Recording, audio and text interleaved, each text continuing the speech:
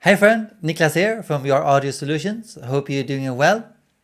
Today, I'm very happy to welcome back Ethan Weiner. If you know, he was on youraudiosolutions.com maybe 2 years ago, where we spoke about busting audio myths and why Dave Pensato was tricked using power cables in that instance. It was a very popular interview when it came out. It's not in audio or video. It was written, actually. But I'll leave a link to it for you to check out because this interview sort of is a continuation on that interview. But it's awesome to have Ethan back to further bust some audio myths and help us save money and not to succumb to placebo effects that is very prominent in the audio world. It's either if you have a home studio or if you're an audiophile. Maybe specifically if you're an audiophile. There's a lot of funny myths going around in that community. If you don't know who Ethan Weiner is, he's very popular within the audio community. He has written a very popular book called The Audio Expert, which I'll leave a link to below for you to check out. He's also been on many major magazines, and he has a very popular AES workshop or video you can watch online that is called where he's busting audio myths, essentially. So I'll leave a link to that below too. In this interview, I asked Ethan some questions I had found from comments from our previous interview. And some of the things we spoke about was if you can tell the difference in the price or quality of converters by running it hot or clipping your converter. If recording in higher sample rates improves the anti-aliasing filtering in converters, if you need to burn in your new speakers or headphones, how you can null test the plugins in your DAW like EQs, and if it's possible to null test different sample rates. Why the emotional impact of, for example, a higher sample rates should not be included in scientific testing. And this is actually an argument I heard from Eric Serafin, or aka Mixerman, who was on the podcast not that long ago. He's a great guy, great mixer. But he made an argument that people like Ethan should take the emotional impact into consideration when they do this scientific testing, and if that should impact why different or higher sample rates are better. We also spoke about if Paul McGowan from PS Audio is correct by saying that Ethan's null tester is fallible. We also spoke about what synergy is and if it has an impact on audio. If you should worry about using 16-bit over 24-bit in your recordings, and much more. It was a pleasure talking to Ethan again, and I hope you're gonna like it too. But before we get into the interview with Ethan, I want to tell you about a free guide you can download right away. It's called 3 Tested Ways to Increase Your Client Base. And I made this guide for home studio owners, or if you're a freelancer and you want to increase your client base, get more clients for your studio. So in this guide, you can learn my tested email script of how to contact bands online, how to find more clients in real life or offline, so to speak, and how to get clients coming back for more. So this guide is free. The link is in the description below. Just enter your email address and I'll send it to you right away. But that's it. Let's get into the interview with Ethan.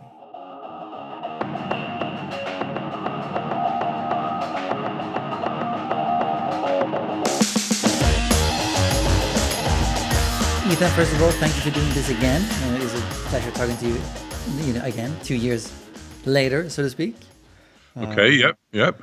Our previous interview, caused a lot of stir, or people had a lot of stuff to say, I guess, which is good and bad, I guess. No, it's mostly good. Yeah. Even when people complain, that's an opportunity to set them straight. Exactly. If they're reasonable people. Now, some people are not reasonable, and they're going to say you're wrong, and no matter what you say, you can't convince them. But reasonable people, I don't mind questions and being called out.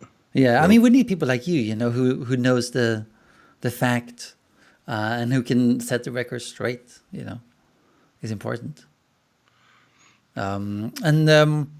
So before we start the podcast, maybe, I don't know if we have started. Let's say we have started. Okay. But how's the quarantine life for you? How's the coronavirus? I hope you're staying safe, right? Yeah, well, I work from home anyway, and I've been doing that for forever.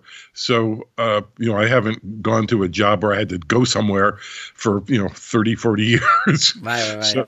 So not much has changed. I live in a pretty small town that is pretty safe. I mean, there's been some cases and there's been some deaths in my state, Wow.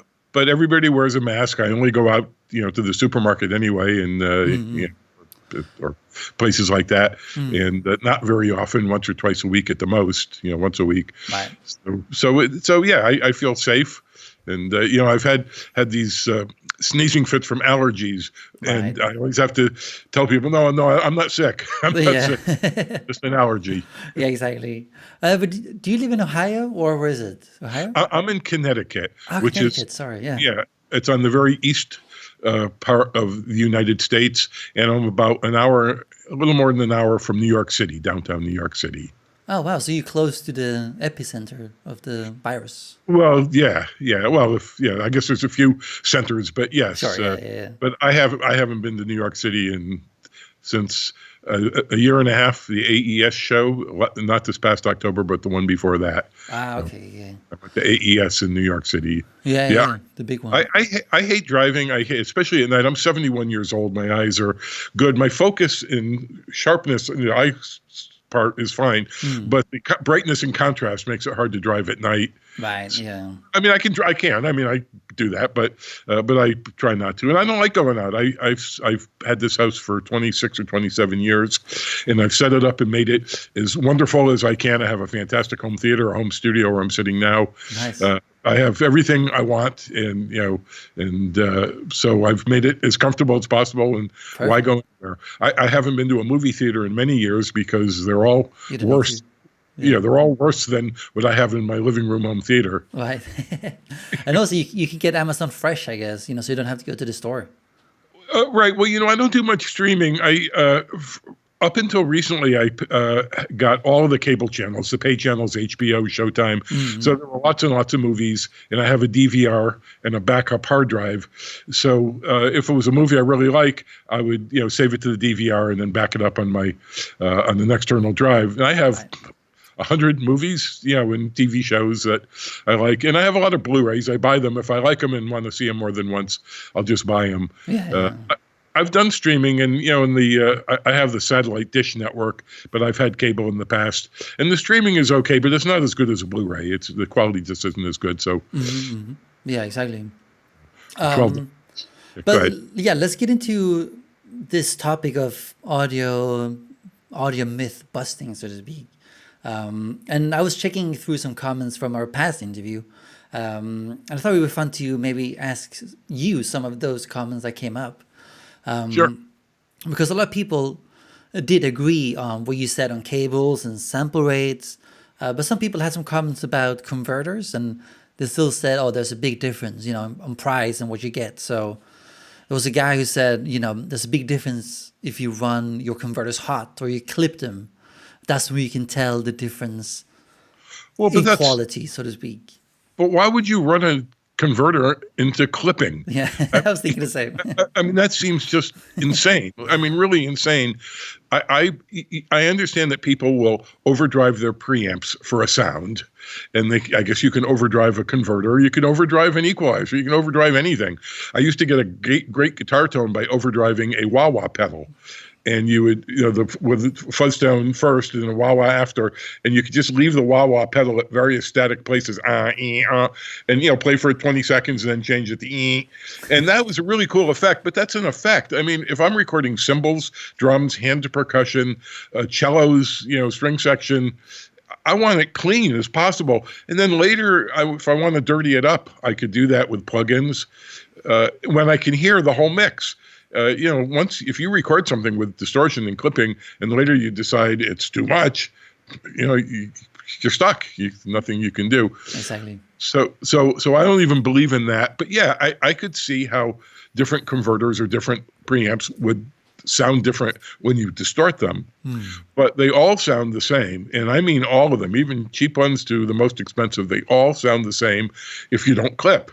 And Sound on Sound magazine did a fantastic comparison of mic preamps. It's probably 5 years ago or so. where they tested all kinds of preamps from $40 piece of junk to many thousands of dollars, and nobody could tell. They did listening tests and they measured them all, and they were all good. And I've done comparisons with converters. I have a couple on my website, and the vast majority of people could not tell the difference between a $25 sound blaster and a $2,000 Lavery. Exactly. And when averaged out, you could say nobody could tell the difference. And I got a lot of emails. I still collect emails. And this is all on my website, ethanweiner.com. Just go to the articles page. And there's all kinds of stuff like this. And maybe a quarter of the emails, people would say, I got to admit, I couldn't tell any difference at all. It must be my ears, or they make some excuse. And I say, no, it's not you. There really is very little difference. The Sound Blaster actually had an extra A to D and D to A pass, and it was a little grittier sounding. So some people could tell that. Right. But I mean, the I actually did that test on your website, and I recommend people check it out. And it's a brilliant test, because it's like you said, you might be able to tell there's a difference, but you cannot say this is the expensive one. I think that's where people get maybe tricked, because they think, oh, there's a difference, that means it's better. But a lot of times they're not even hearing a difference. In order to know for sure, first the test has to be blind. It has to be blind. If it's not blind, if you know what you're hearing, then it's not a test. So it has to be blind. I don't think it has to be double blind. If you have a friend that you trust that doesn't you're not looking each other in the eye while they do it, you can do a single blind test. But you have to be right at least, I think it's 5 or 6 times in a row. In order to know that you're really hearing it. Because if you've got it 3 times in a row, it's 30% chance, I forget the numbers, but it's a pretty good chance that you just were guessing. I mean, it's like if you get it once, 50-50, you get it twice, so you have to, and I wrote an article about a year ago, and it's also on my website. I think I'll link to it for one of the audio magazines. For Pro Sound Web, and it's very detailed. In fact, it was so detailed they had to split it into two separate articles a month apart. Wow. And it was, here's how you do a proper blind test, and all the conditions, and how many times you have to be right, and what the percentages are, and it's all plain English. There's no math, there's no statistics kind of math in it. It's just, but this is how you do it. Right. So first you have to prove that you can even hear a difference, that you really, tell. And then you could say, well, maybe the difference is this one sounded worse. For example, a lot of people picked the Sound Blaster card as sounding best because, like I said, it was a little more gritty, had a little edge to it, a little bit like analog tape would have, or something.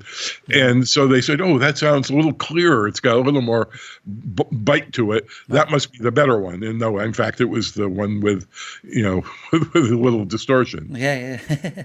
That's funny. But first you have to prove that you can really even hear a difference. And, I have, besides talking to audio recording type people, I'm also active in Facebook groups and forums for hi-fi audiophile people. Yeah. The big deal with them, they're not recording, so they don't need analog to digital converters, but they are always talking about DACs, DACs, digital and analog part, when they're streaming their music or playing it. And, and you get lots of people saying, oh, you got to spend $1,000, whatever. And so I'm always, so I point out, I bought a $30 media player. I don't have it right here in front of me. Right. It's this big. It's the size of a book of matches. It costs $30. It's SanDisk, the people that make thumb drives. SanDisk Clip Jam, it's called. Right. It costs $30. And I measured. It's got a DAC in it. It's a media player. It's got 8 gigs of RAM. You load up your WAV files or MP3s. It can do 96 kilohertz or 24 bits. I don't know if it does 96 kilohertz. Anyways, so I actually measured its distortion and frequency response at 24 bits, 44.1 kilohertz. And it was all, better than 100 dB down. The distortion was like 0.000. The frequency response was ruler flat from, well below 10 hertz to well past 20 And so when people say you got to spend hundreds of dollars on a DAC, no, this $30 media player, the DAC in this $30 media player is good enough to be what's called transparent, meaning you can't hear a degradation. Yeah. So. It's crazy, man. But then some people say the slope of the anti-alias filter have an effect also on the quality of the audio in the converter, because higher sample rate means the slope is further away from the hearing threshold, I guess. That's what their argument is. I think that argument made sense 20 years ago, Right. but these days, all the analog to digital converters all use oversampling. So they're actually sampling at megahertz or a couple megahertz, Right. and then they can do the filtering at 8 times or 16 times or higher the frequency, and it doesn't have to be as steep. And again, if you really believe you can hear a difference, then have somebody test you blind. And it's hard to do a blind test, especially among converters. Testing wires is easy because wires don't change the signal level. Nothing really changes. So you plug in a wire quickly. But with a converter, you have to match the volumes within 0.1 dB, 0.2, but 0.1 is the gold standard.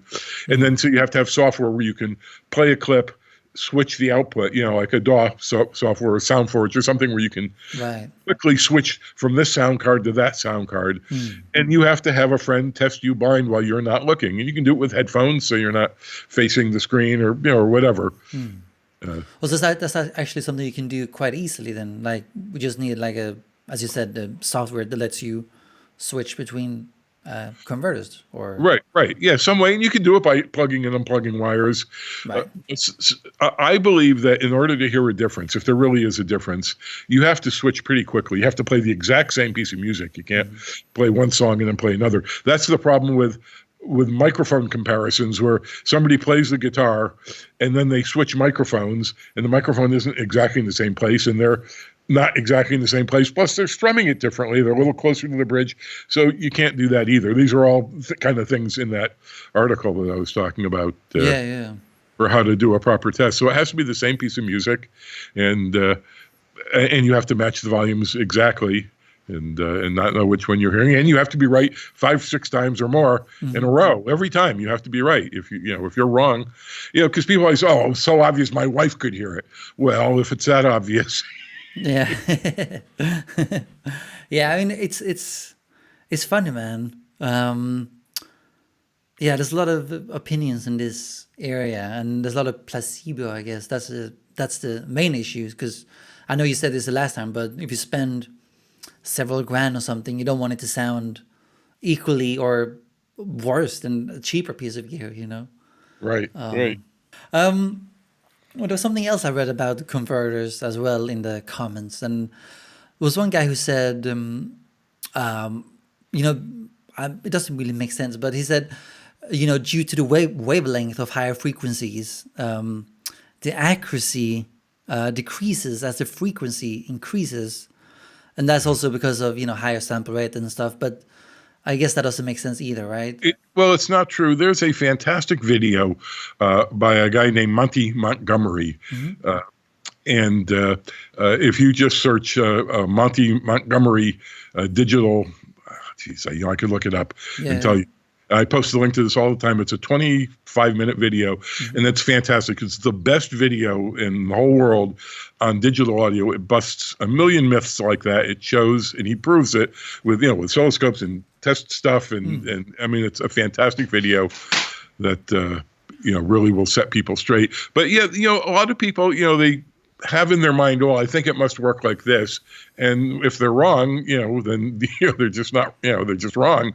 And it's not like that. As long as the sample rate is at least 20 kilohertz or 40 to whatever, 40 kilohertz, you get your perfectly accurate up to half that, 20 kilohertz. 44.1 was originally gave a little bit of a safety margin for the sharp filtering, but they don't need the sharp filters anymore either. Right. It's all because done. You said the upsampling, is that why? Or? Yeah, the oversampling, yeah. Oversampling, so the filtering is done digitally rather than with 80 dB per octave filters that ring and stuff. They haven't been like that in like 15, 20 years. Right. That makes sense. And let's change the subject a bit. So, speakers. I don't know if we touched on speakers before, but when people say when you buy new speakers or new headphones, you have to burn them in. Right. I don't know if this is your area of expertise, but is that true or that's also false? Well, it's mostly false. Drivers do settle a little bit, and I think their resonant frequency lowers a little bit over time. But I've read conflicting things from experts, people that know more than me. But the general consensus is that yes, it changes, but the change is so small that you're not going to hear it. You probably can measure it. The resonant frequency of a woofer maybe went from 40 hertz down to 39 hertz or 38 hertz or something. Right. But yeah, mostly that's not true. But they do flex. But a loudspeaker manufacturer will, they test speakers. I worked in the I guess it was the 1970s at Bozak, who was at the time a really big hi-fi manufacturer. I wasn't working in the speaker part. They were trying to get into the amplifier business. So I was a technician building amplifiers for their designer they hired. But in the next room, they would test speakers, once a week, all day long, as they test each speaker, with a sweep, listening for buzzes and rattles and stuff. Mm-hmm. So, they test speakers, and they, if something needs burning in, that's up to the manufacturer, I think, to do that. Wow. What changes is people's hearing. You could work on a mix and you work for a couple hours, and you work, and it gets better and better and better, and it sounds great. And then the next day you realize this is awful, and that's a very common thing. So it's your hearing that changes, not the actual speaker. It's just you get used to it. Yeah, that makes sense. Because I think I remember having some friends who got new headphones, and I think he played loud music through them for hours and hours before he can trust them. But I guess that's not necessary. Well, and you can measure that stuff. I use the Room EQ Wizard software. It's freeware. Well, it's donationware. If you like it, you can give them $100, whatever. But it's free to download, and it's fantastic. It's an amazing program, and it will measure not only the frequency response, but ringing and a distortion of speakers. So if you have a good microphone that that's known low distortion, you can see. I mean, when you first get the speaker, hook it up and measure it, and then run it for 3 hours and measure it again without moving anything. Don't move the speaker, don't move the mic, don't move anything, and then measure again. And you can see every single aspect of that speaker's performance and see if it changes or not. And if it does, you can see how much it changed at what frequencies. Yeah. And I should just measure, not to turn this into an advertisement. All the stuff that I talk about is in my audio expert book, and with lots of stuff about all this. And that's the only time I'm going to mention it. But that's also on my website if people go to ethanweiner.com. It's for some reason I never bought that book, so I was going to change that today. I haven't done it yet, but it's on my shopping list. Okay. Because I mean, I haven't read it, but I know it's very good. I've seen people talk about it, and I think there's a lot of cool stuff to be learned from your book. So people should check it out. Yeah, well, I've been writing articles for magazines since the 1970s, and this is kind of pulls everything together that I've learned and all that and added much more than. But there's a lot of this, for people that have no money. I said, well, go to my articles page. A good third of my book, probably the most important third, is on my website in articles for free, and or links to articles on magazines' websites. And the videos I've done 2 of them. I've given presentations for the AES, and made hour-long videos out of those, and so there's a huge amount of education online. That's awesome, Ethan. It's really great that you share all that info. It's awesome. So I want to talk to you about null testing, because I know you also built your null testing machine, or whatever you want to call it. But I wonder, how can you do a proper null test in your DAW? Let's say with plugins. How can you do that? That's real easy. That's actually the easiest way to test, and that's in my Audio Myths AES video on YouTube. It shows. I have a bunch of them showing. For example, a lot of people think there's a sweet spot where where equalizers sound best, and now some plugins have an analog feature where if you overdrive it, you'll get with like overdriving a tube or something. But for things that don't have that feature, a lot of people still think, well, if you don't want to get any higher than -10, or the equalizer plugin will start to misbehave or sound different. And that's not true. It's your ears that are changing. Fletcher Munson. So I bust a number of those myths and show specifically exactly how to do it. You put, if you're going to test a plugin, you take a WAV file, stereo or mono or whatever, put it on one track, then put the exact same WAV file on another track, but you flip the polarity. And most DAWs, I'm sure, have a polarity flip switch, and then you get silence. And then you can put plugins in, so you can try two plugins against each other. So you don't even have to actually turn the knobs on the plugin. It should. If there was it depends on what kind of a plugin. Right, That's why I would steer people to my video, because it shows how I do it with equalizers. And if the plugin changes the volume, of course, you have to match the volumes exactly. And I mean exactly, like the 0.01 dB better. Yeah, because I did a similar test recently to try to make my own null test in my DAW, and I used the Pro Tools stock EQ versus Slate's new Infinity EQ, I think it's called. And I just did the same amount of boost, same Q, same whatever. The settings were the same. And then I flipped the phase of one of the tracks, and it was silence. So I guess it was no difference at all. Well, okay, yeah. If you got silence, null testing different brands of equalizers can be tough. There's an article that I post a link to often, where a fellow proved that pretty much every digital equalizer, other than adding the analog feature, you can switch that on or off. If you turn that off, he was able to null them all. I mean, from the cheapest freeware VSTs to really expensive ones. But the problem, he wasn't. You were lucky if you just put in the exact same frequency, same Q, same amount of boost or cut. If you got absolute silence, then it was probably the same circuit, in computer code. And they are all the same. There's one or two algorithms that are in college textbooks when you take a DSP course at a real college. Here's how you do it. And everybody's equalizer uses that same code. I mean, they might add, the interface is different, and the metering and stuff and the colors, and they try to make it look sharp, or they'll have a really nice display, or they'll have the waveform dancing around, But the actual underlying code is the same. But sometimes the problem with the Q is defined as the -3 dB point. So if you have like a low pass filter, or I'm drawing a high pass, I guess, from your perspective, 3 dB down that's the cutoff frequency. But with a peaking filter where you have a boost or a cut, you could have only 2 dB a boost. So there is no 3 dB point. So there are some differences in how that's defined.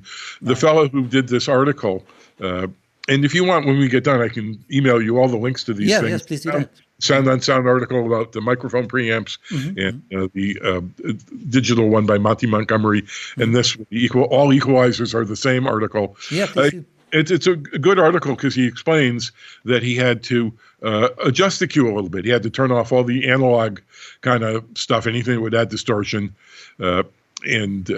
or special character things. But then by adjusting, and if one was 3 dB boost, he might have to make the other one 2.5 or whatever. But by tweaking them, he was able to get everything to null, all the different ones, or so far down that nobody could hear a difference. Yeah, it's interesting, man. Very interesting. And what about compressors? So that's a totally different ball game, or would you be able to do a null test for that too, or? Well, I guess in theory you could. You would have to have the same amount of compression, the same attack and release times. The compressor I use has a switch to turn on soft knee. I think you switch between hard knee or soft knee. So there are little differences. I think a better way to test that is probably a listening test. Usually I prefer null tests and measuring and things that are absolute and there's no question that that this is how it is. But with a compressor, it's kind of tough. But I see people obsess over this. They see a picture of some recording of Elvis, or or Bruce Springsteen, later, 20 years later, and they see in a studio and there's a microphone. Does anybody know what that microphone is? Or what's that compressor? I need to know. Yeah, a compressor is a tool and they all do the same thing. And if a compressor is any good at all, you should be able to accomplish what you want, whether it's as a corrective tool, to level out the volume so it's loud things aren't too loud, or as an effect to get, that in-your-face sound and to make things sound more present and real. Those are kind of two different uses of a compressor. But any compressor that lets you adjust the threshold and the attack and the decay times should be able to do that. It's almost shouldn't even really matter which one you use. Yeah, exactly, man. It's a fascinating subject, and I guess you can do a lot of stuff with null testing. But I saw the guy, what's his name, Paul from PS Audio. Yeah, Paul, I know he's been on your case for many years, I guess. Well, I've been on his case, so I probably started it. Yeah, Right. I mean, he sells nonsense. Because he was saying that your null test machine is actually fallible, so because he only measures electrical voltage differences and it doesn't look how it affects sensitive digital equipment. Yeah, he's lying, and the problem with him is he knows he's lying. He's dishonest. There are idiots, especially in the hi-fi world, like that, where people really believe their own stupidity. I mean, they think they hear a difference, and they think their hearing is infallible, and they think that that they're right, and nothing it's a religious beliefs really, and there's nothing you can tell them that will convince them, but they're wrong. But Paul knows that he's wrong. Right. He's. He knows he's wrong, and he lies anyway because he sells expensive power wire. He sells $300 power cables. Yeah, he's crazy. Right. I mean, we spoke about the power cables in the last interview, but yeah, it keeps coming up, especially for hi-fi people, I guess, and that's where they can make their money, I assume. Right. Well, in RCA wires, I mean, you can spend $10,000 or even more on a stupid 2-meter RCA wire. Yeah. And my null tester video, which is pretty long. I'm sorry that it's so long. It's like half an hour. I don't like long videos, but I wanted to explain everything with nothing left to the imagination. And so it's, the first part explains all about what the null test is, how it works, why it is absolute proof. And then I test a bunch of $3 RCA wires with a $700 RCA wire. And the $700 one even had an arrow saying it should go this way. Right. So I reversed it, and that also made no difference, of course. Right, yeah. Wire is really low tech. I mean, there's there's nothing magical about wire. Everything about wire has been known for literally 100 years. Yeah. But what happened to that debate? Because I saw you propose to debate him. Did he ever come back to you, or? Well, yeah, he refused. Yeah, right. I challenged him. We first did it by email. I emailed him and said, Paul, this would be really interesting because I have my followers and he has his followers. I said, both of us, we have our our peeps, and they would probably love a discussion. Let's do a live video, and you can record it or I'll record it, and we'll put it up on YouTube. And he said, yeah, I guess that would be okay. And then when I tried to pin him down, well, when are we going to do this? He said, well, I don't really see any value in that. Right. Well, of course there's a value in that. You would lose. That's why you're backing out. And then he got a little more aggressive and said, well, no, I'm not going to do it. No, this is just stupid. Right. So I made a video challenge. It was about 5 minutes long. I said, Paul, and I showed some things he says. I said, this is wrong. It's wrong because of this. So, Paul, we owe it to our people. Let's do a video. And he won't do it. I mean, it would be really good, I think, and I've seen there's other companies like, what they call synergistic research, whatever they're called, and synergistic research. Yeah. Research. Right. I mean, because they're talking about this was a post I saw on your Facebook, like about synergy in audio. What is that exactly, and is that a thing or? Right. Well, there's no such thing as synergy. The definition of synergy is that when you take, one part and another part and another part and you put them together, what you get is better than the sum. Right. And that can't be all an audio component can do. The only thing it can do is degrade the sound. If it's high quality, high fidelity, if it's especially a wire, which a good wire isn't going to make any change, not even measurable, really. unless it's like, 50 meters long or something. But so all an audio device can do is degrade the sound. There's no way that this preamp into this power amp through this speaker wire could give you something better than the source. All of them. Right. It's just, because that's what synergy is. It's like, it's like a rum and Coke. You like Coca-Cola and you like rum. And when you put the two of them together, wow, this is even better than either of those. But that doesn't happen in audio. Right. So what does happen in audio? Is it all just degrading what was before it, or? Right. That's all that can happen. I mean, when every electronic device, a preamp, an equalizer, let's say it's set to flat, or a compressor set to not do anything yet, the threshold is high, or a power amp, all they can, they all add distortion. They all have a frequency response that's not perfect. I mean, it might go down to 10 hertz. It might go down to 5 hertz. It might only go down to 30 hertz, whatever we're talking about.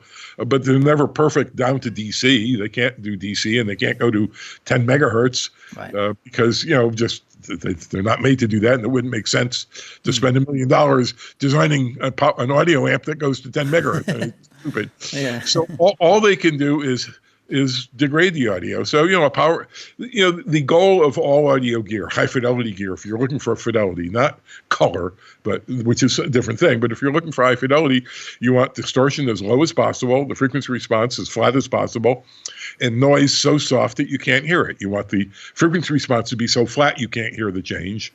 If you insert this, you have a wire with a coupler, and you stick the wire and you pull it apart and put a preamp in between with unity gain, and you plug it in, you don't want to hear any difference. Right. So that's why I use the term audibly transparent, and that's the goal. It should be so quiet you don't hear any noise added, unless you crank the volume up unnaturally. But that's not a fair test. I've heard people say that, you can hear the difference between 16-bit and 24-bit if you turn the volume up on a decaying reverb tail. Well, yeah, but you have to turn the volume up like 40 dB. Right. And then if you played the music from the beginning, you'd blow out your speakers in your ears. So that's not a fair test. I was going to ask you about the difference in bitrate, like 24 versus 16. Is that the same as with sample rate? More doesn't equal better, or? Well, it is better in theory. The only thing that changes with bit depth is the noise floor. And 16 bits has a noise floor of minus 96 dB. Now, I have heard tape hiss. I've heard certainly cassette tape hiss. I've heard noises when playing LP records. There's a bunch of kinds of noises. There's ticks and pops, and there's gravelly noises. But I've never heard hiss on a CD. Even playing soft classical music really loud, I've never heard that. So to me, minus 96 is like plenty soft. That's soft enough. And you can get that with 16 bits. Right. It doesn't affect the distortion. And compare that to the finest analog tape recorder, like a Studer, some $50,000, something that cost $50,000 or $80,000, back in the day.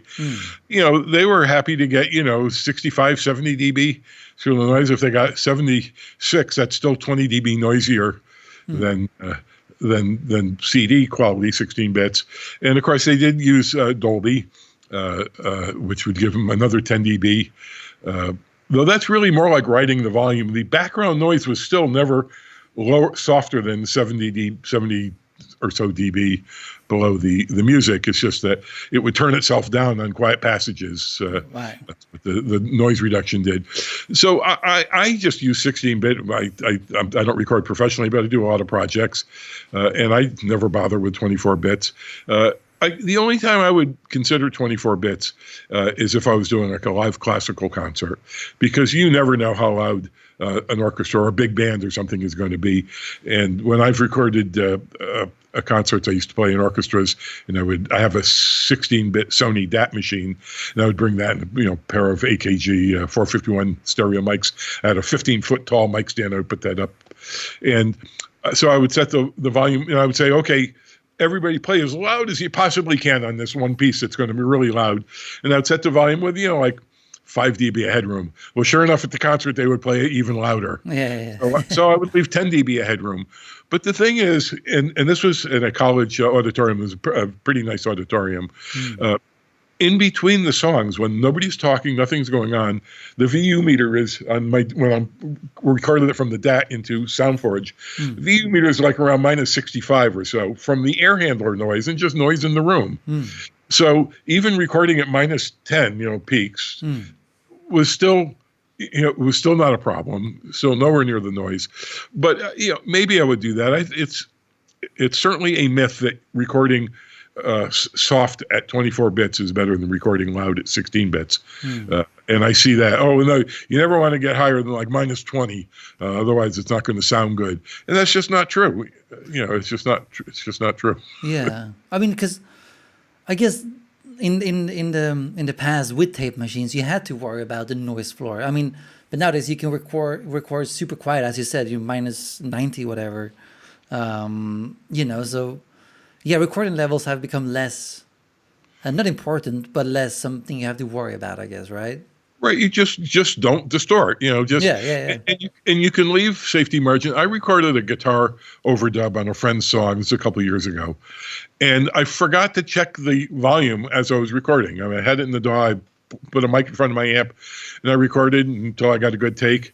And when I looked at it, it was at minus 30. I just hadn't thought to look because I was listening with earphones and the guitar amp was playing live, so I didn't notice it was soft in the earphones.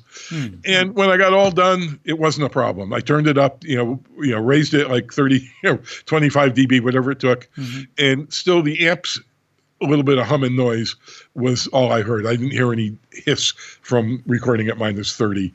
Right. So if you record it, minus 10, minus 20 even at 16 bits, it's never going to be a problem. It's just never a problem. Yeah. And, people say, well, hard drive space is so cheap these days. You should always use 24 bits. That's the standard. Well, I don't know. It's never free, drive space and bandwidth. And when you're sharing files on Dropbox or Hightail or something, are you going to wait, 20 minutes or are you going to wait only 10 minutes? Right. Wow. I mean, 2496 is 3 times bigger, I think, than a 1644 file. So, it's, 20 minutes versus an hour to upload these files, depending on your internet. Yeah, so that's a valid point, I guess. So I've read something interesting from Mixerman. I know you maybe had an argument in the past, but he made quite an interesting point on his website. He said he was talking about the emotional impact, and he feels that should be included in scientific testing. But you said it shouldn't, or I don't know if it's possible or not. Yeah, it can. It can't. Right. And you could listen to a song. And it's really enjoy it. And the next day you listen to it and say, I think it sounded better yesterday, or I'm just not enjoying it as much. Your emotions change. There's no way to measure anything that's subjective. Somebody likes, pop music. Somebody else likes classical. Somebody else likes opera. Somebody else likes hip hop and rap. You can't say which one is right or wrong. There are kind of established musical metrics. In music composing, you don't want parallel fifths. And there are things that are generally accepted, by professionals. But you really can't say this one is wrong or this one is right. There's no way to measure it. And again, the main thing is their opinion will change from day to day. I mean, this might be a stupid question, but would it be possible to play different sample rates and measure the brain's reaction in like a MRI scan thing? Or it would be so insignificant. You could do that. It would make more sense to just ask people, what they think sounds better, and they have to pick the same one 5 or 6 times in a row. Sure. As if half the time they say this one sounds better, you play it like 15 times, and 7 times they said this one sounded better, and 8 times they said that one sounded better. Well, then that they're just guessing, and they're not. And I think that makes more sense than this MRI stuff. Right. It was something I thought about today. I was like, I wonder if that is actually possible, but maybe it's overkill. Well, it is, and who cares? It doesn't matter. It's the big things are what matter. It amazes me that people obsess over really silly things like, 0.001 distortion, percent distortion versus 0.003, from this converter and that converter, where you can't hear a difference.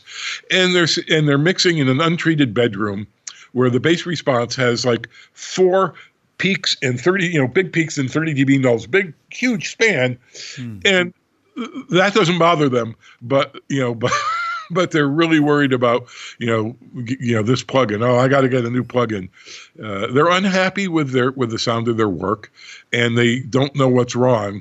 So the magazines and gear vendors and gear sluts posters are happy to tell them, oh, the problem is you don't have a good enough converter, or you're never going to get professional results unless you spend at least $1,000 per channel on preamps. And it's just not true. I mean, it's just not true. The problem is they don't low pass filter enough stuff, so that's why their mix is a muddy mess. Or they haven't sorted out the balance between the kick and the bass. They can't both be full and or whatever, I mean, they can be full, but they have to be full at different frequencies. Yeah, exactly. And so it's always that kind of stuff. But the people that sell gear are happy to tell them, no, you need this. That's what happened with the sample rates. 20 years ago, everything was at 44, and then they came up with the 96 capable sound cards, and all the ads were, hear the detail you've been missing, and kind of nonsense like that. So, but it's interesting to think about why they released higher sample rates. I don't know if that's, if you say release, but they want to sell you the same stuff again and again. Right. When they went from LPs to I think open reel tape actually was before cassettes, and that was really expensive. I mean, a tape machine was $1,000, and that's 1969 money. $1970. That was like $4,000 investment today. Right. I think it was about 4-to-1 inflation since then. But that was better than records. It didn't have the clicks and pops. The signal noise was 5-10 dB better, and just like records, it would wear out a little bit every time you played it, but not as badly. And you didn't have to clean them. You had to clean the heads, but you didn't have to clean the records with all the religious stuff they do. When this. So and then there was digital. So when the tape came out, people that could afford it would get rid of their records and they would buy the tape. That was worthwhile. Right. And then when digital came out, a lot of people said this is much better, and it was much better than analog tape and records. And so they would buy CDs. Well, then they've already bought everything. So then the sellers of the CDs, it's not only the equipment makers, it's also the record companies want to sell you the same Bruce Springsteen record again. They want to sell you the Beatles albums again. Now, recently they did some remixes and remastering of Beatles. Yeah, exactly. They actually sound better. I've compared them. Just recently was at a friend's with a professional studio, really good monitoring, and it was an obvious difference. Wow, this sounds much better. Yeah. And they went out of trouble. But just taking the same master tape and putting it onto a high res, sampling it, 96 kilohertz is, I mean, I guess because you can't add stuff that wasn't there in the beginning anyway. Right. Well, and there's nothing, above 20 kilohertz that you can hear anyway. 10-year-olds can hear 20 kilohertz. At my age, I can hear to about 13 kilohertz, maybe. Crank it up really loud. But the clarity in the air is 8 kilohertz. It's 6 to 10 kilohertz. Stuff up at 20 is, I guess it's okay. I mean, I don't miss it. I'm not saying that you don't need it, but you don't need higher than 20. No, exactly. I mean, I guess people are still worrying about, upsampling to have higher sample rate for plugins, but we talked about that before, like plugins upsample these days anyway, Right, if they benefit. Yes, some plugins do benefit from higher sample rates. But yes, they can do that automatically. There's no sense to have your whole project that way. And also, when I was talking before about how long it takes to upload files to share, actually even more important is how much strain it puts on your CPU, because 2496 is 3 times more data, I think, than 1644. So you can have only a third as many tracks or a third as many plugins because there's so much more CPU processing. There's many more, bytes going through the CPU. So that's an important limitation. Yeah, exactly. And speaking about null testing, is there any test you can do, or maybe not null testing, just testing in general, you can do to check sample rates? Maybe did we talk about this before today? Well, no, not today. No, Mm. you can do that. I took there's one of the things on my articles page on my Mm. website is I took some two different high definition files. One was from the Sony, because Sony sells them, and I forget where the other one was, but they were both high def files. There were samples. These are some free samples. If you like them, buy more from us. Right. And I verified with an FFT and SoundForge that yes, there was indeed content out to the 48 kilohertz limit of a 96 kilohertz sample rate. And it definitely, falls off at the high end, but there was content there. So I reduced them to 1644 and then put them back up again. Now, anybody that looks in a waveform editor could see that there's no content. So I added content, and I'm not going to say how I did it, but I did some trickery so that people that are smart enough that know how to do this couldn't cheat or would minimize cheating. And also after many things, replies from people, the averages, nobody could tell. Right. So that's still on my website. Okay. That people can download. But so you're saying if to check sample rates versus each other is to take the higher sample rate one and down sample it to the other one, or? Well, it depends on the DAW software. I believe all current DAW software requires or forces all of the tracks to be at the same sample rate and bit depth. I know Sonar that I use does that, and I imagine Pro Tools and the others do as well. One of the earliest DAWs was called SAW, Software Audio Workshop, or SAW. Okay. And you could load different files, and they would convert on the fly in the CPU. They would convert, but it still ended up getting converted, but you could do that. But I think if I have a 1644 project in Sonar and I bring in a 2496 or a 2460, anything that's not exactly that, they convert it. They make a copy and they leave your original in the same folder, but then the project refers to the copy. So you would have to do that. And some people say that, well, you can hear sample rate conversion, and maybe you can. I've never really tested that or done a formal test. I would think if it's done well, you probably shouldn't be able to hear a difference. But could you do a null test with a higher sample? I think so. If you start with a 2496 what would you have to do? You would have to downsample it to, you'd have to get both of them in the same file, same format. So I don't know how that would be possible. Because wouldn't one say that, but then you're not playing back the higher sample rate one, so of course there's no difference. Right. Well, what you could do, that wouldn't work either. If you had two sound cards, the problem is if you had two computers, you could take a microphone, go to the preamp and split it. And one of the tests, that's how I compared the three converters I was talking about was, but the problem is they have different clocks, so they drift over time. Right. So you hear a little bit of stuff and then it gets really soft as it nulls and then it goes the other way and gets out of the null. So I don't even know if there's a way to test that, to test, to null test different sample rates. Because that would be super cool if someone can do that, Well, you could test sample rate conversion algorithms. With plugins, if you have different, like SoundForge will sample rate convert. You could buy a plugin to do that, and then you could take a high def file 2496 and bring it down the CD, and then do the same thing with a different sample rate converter and see if those null. Yeah, sure, yeah. And if they null, then probably the same computer textbook algorithm. Exactly. Just like I was saying with the equalizers. Yeah. But again, I don't know I think that's a waste of time mostly, because I don't think that's going to get you closer to making better productions, better recordings, and better mixes. No, I mean, none of this will. It's all down to your, skills, I guess, creative skills. Right. And, my motivation for this, people say, oh, he's just a party pooper. He just wants to, show how smart he is. And that's not the point at all.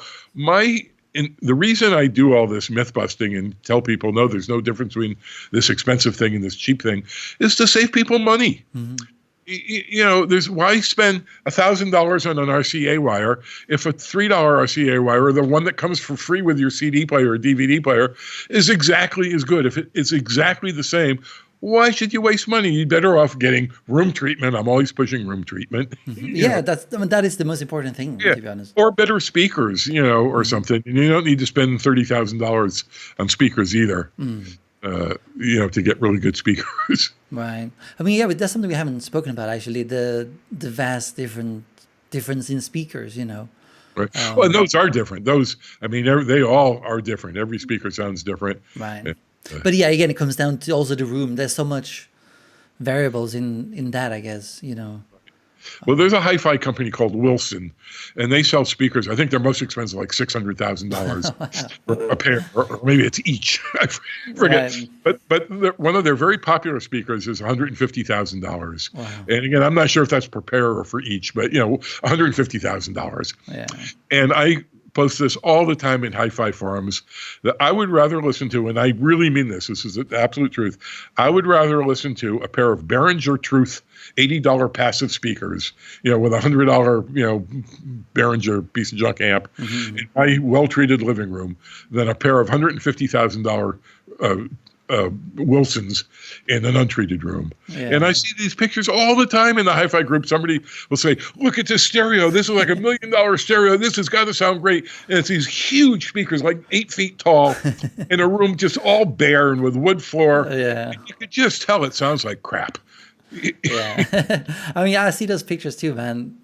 They're funny. They don't. And I also saw this thing called cable risers. Have you seen that? Yeah, cable risers. Yeah, of course. And that's also crazy.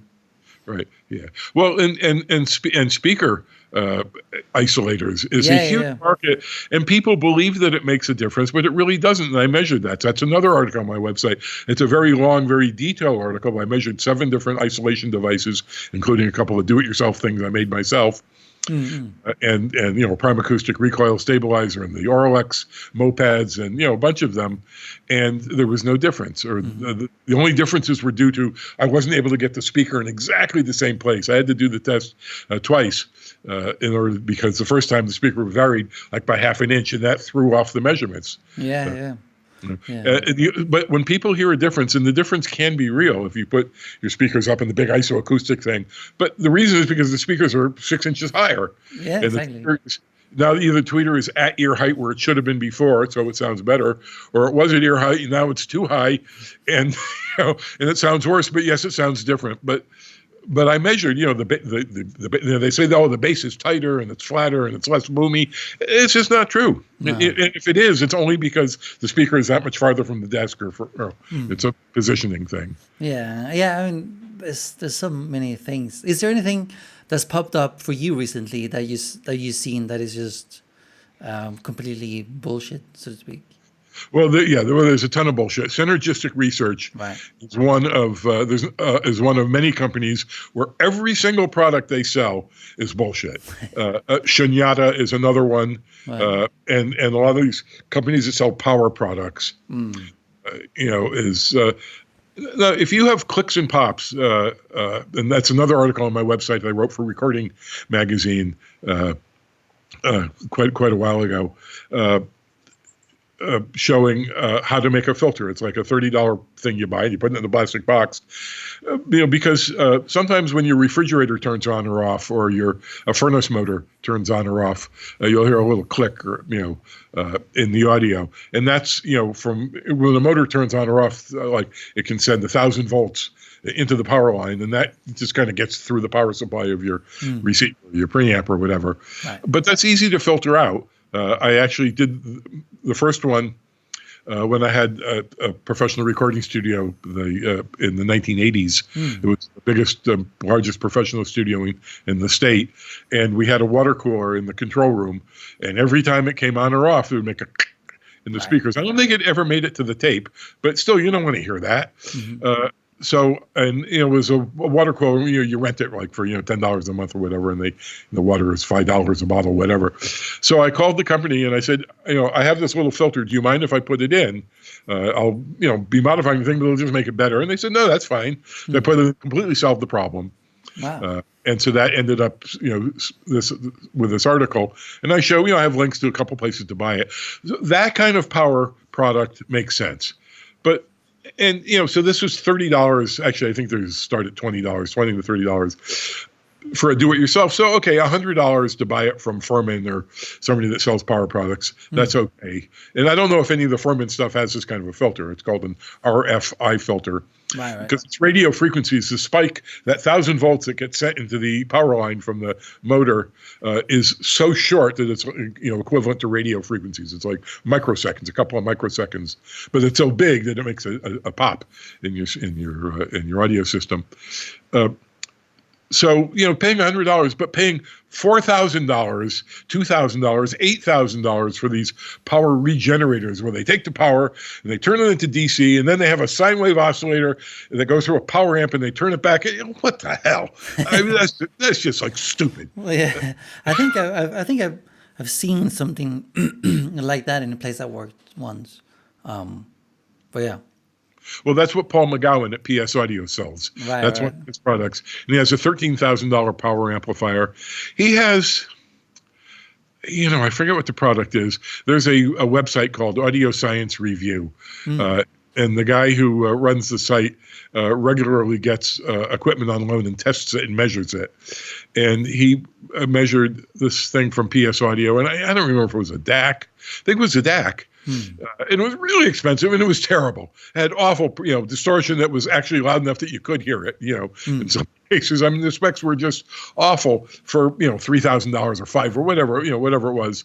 And I mean, but what can someone do? Like, there's a guy like Paul, whatever, or whoever it might be. I don't want to pinpoint him, but, because they can say, oh, but Ethan's test doesn't show you this issue, or it only shows the issue from the power supply, blah, blah, blah. Is there anything people should keep in mind when they hear stuff like that?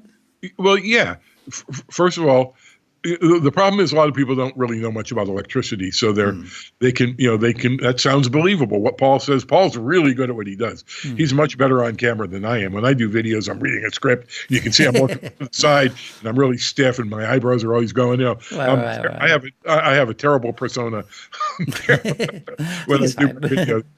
And he's really good. I mean, he's slick. He's a real salesman, But yes, it's all in doing a proper test. That's why I wrote that article, about how to do a test. And that was just recently. I've been doing this since the 1970s, writing for professional audio magazines and magazines. And this was just this past year. This how to do a proper listening test, and that's how you do it. And you have somebody swap. Plug into the power conditioner, plug into the wall, plug into the power, plug into the wall, and do it like 10 times, and see if you can get at least 6 in a row that are correct. And if so, then yes, you can hear a difference, and maybe what Paul is saying is making sense. But you're not going to get it 6 times in a row because what Paul is saying isn't making sense. But that's one way, an uneducated person can do it, but you have to do this properly. You can't just say, "Oh, I bought this power conditioner, and wow, the highs are so much clearer." It's even my wife heard it from the other room. That's what Mixerman used to say. The difference was so obvious my maid could hear it.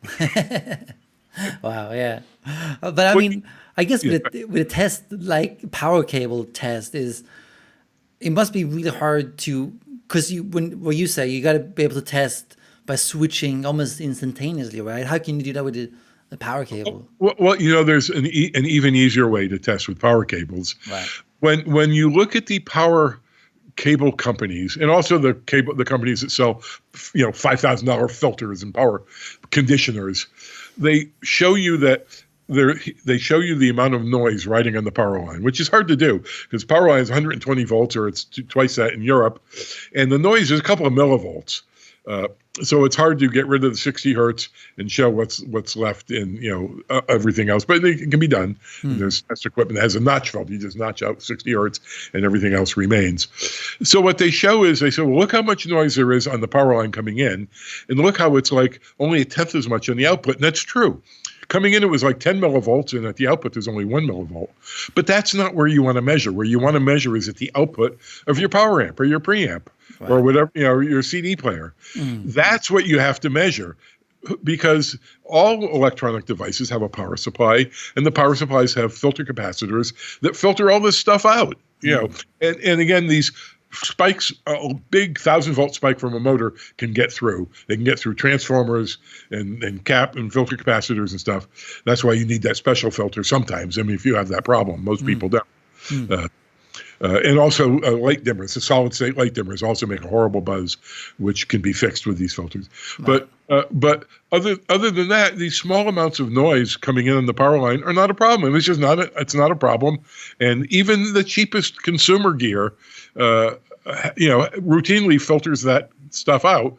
So if you want to measure and show that your product is doing something, you measure at the output of the audio equipment, the connected audio stuff that's plugged into this, not see what you changed in the power line, because who cares? That make an audible difference. Right. And they never do that. They never ever do that. And it's the same with the speaker isolation. They with isoacoustics, they have a picture showing how 70 hertz doesn't get through their isolation platform. They went to some lab. But who cares? What matters is, did the sound in the room change? Does the speaker need isolation? Does the speaker sound any better with this isolation? Just like, does the amplifier sound any better with less incoming, noise on the power line? No, it doesn't. Right. Just, they never show what really matters, which is how the actual audio sound changes. So that's how somebody that wants to know, is this guy lying to me, selling me snake oil? Look at what they're measuring and what they're presenting as proof. And most of them don't even have any proof other than, anecdotal. They have all kinds of testimonials from their customers. Oh, it sounded so much better. Or magazine reviews from hi-fi magazines, and even pro audio magazines have bullshit reviews and nonsense that's just, irrelevant. I mean, so to actually test the power cable, you actually need the same amplifier, and then measure the output of the amplifier, and then change power cable and test and measure the noise. Yeah. Well, with a power cable, I guess you want to measure the noise, the distortion, and the frequency response. Those are three things that define fidelity. So, and you can do that with that software I was telling you about that I use for measuring rooms. EQ Wizard can measure electronic stuff. I have an article I just wrote for Audio Express magazine it's in the magazine now, but in a couple of weeks I'll put it on their website. Cool. Yeah. Where I show using this to measure the distortion of capacitors and transformers, and even an equalizer I designed and built back in the 1970s. And I was really, really pleased. I never measured the distortion. It was like below 0.01% over almost all of the range up until the highest frequencies. And so you can do that with this free software. You can measure, distortion and noise and frequency response. And this software runs at 96 kilohertz, so you can measure the frequency response to past 20 kilohertz. You can measure it out to 40, something kilohertz if you want. And I think it goes down to 2 hertz or something. It's really powerful software. Yeah.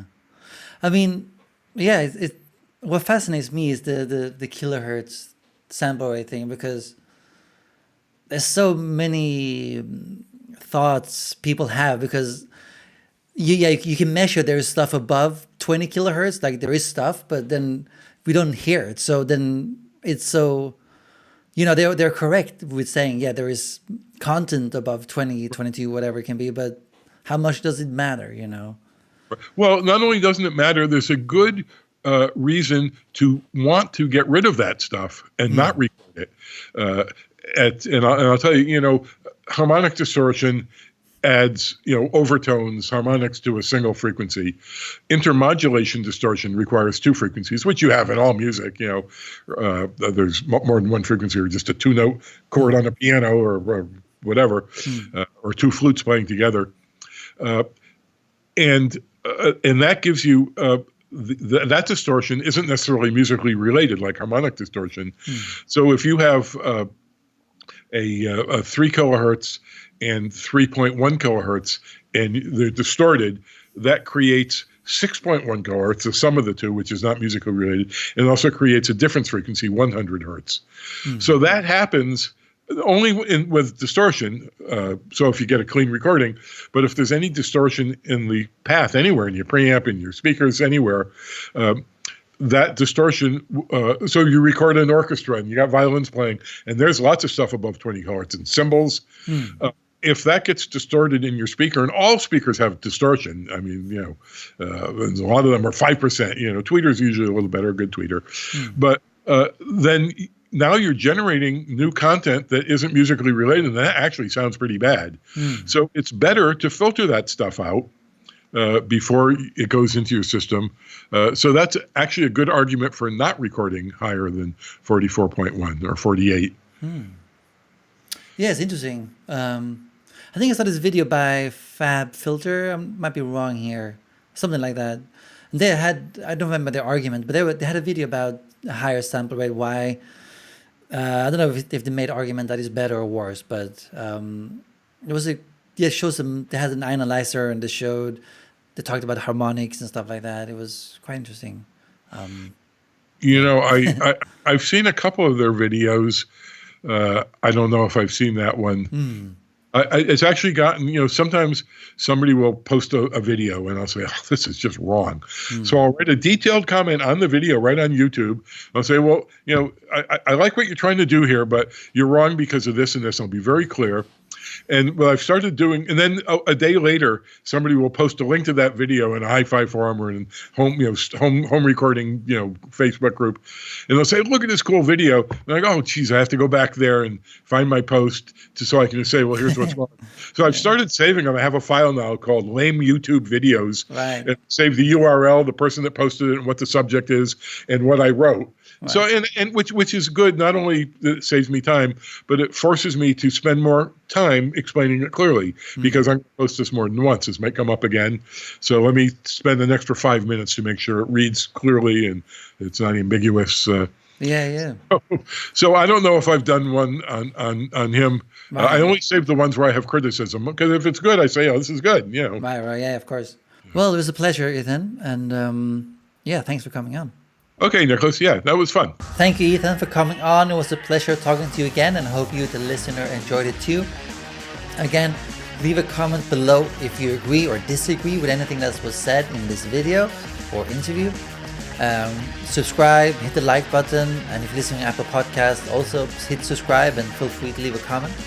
And don't forget to download the free guide, 3 tested ways to increase your client base, learn my tested email script on how to contact bands online, how to get clients in real life, offline so to speak, and how to get clients coming back for more. Also, don't forget to check out the links from our interview. They're also in the description below. Check it out, and it was a pleasure talking to you guys, and I'll see you guys very soon again.